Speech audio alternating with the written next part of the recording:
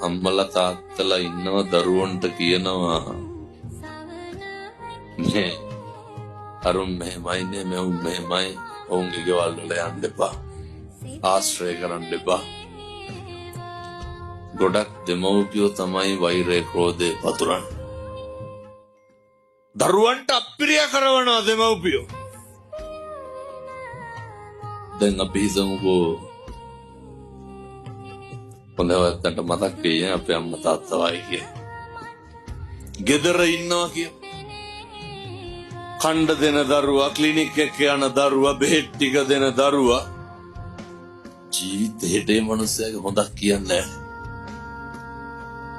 අවුරුද්දකට සැරයක් ඔය සරමකුයි ජීවිතේකුයි හැට්ටකුයි සීනේ 250කුයි කිරිපිටි පැකට් එක්කුයි අරන් එන ඔය ඈත ඉඳන් එන කවුරු හරි දරුවෙක් ඉන්නවනම් ලොකු කවුද?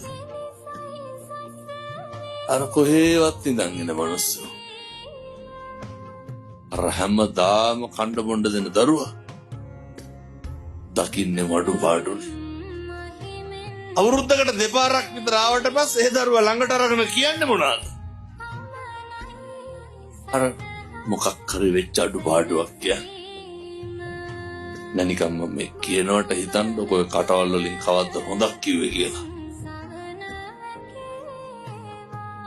ජීවිතය අදිෂ්ඨාන කරගන්න. ජීවිතේ ප්‍රාර්ථනා කරන්න. මිම්මනත කවදාවත් ඔය කටවල් වලින් අනෙකගේ අගුණ කියන්න එපා. මේවා නම් හදා ගන්න ඕන දේවල් පින්නතුනේ.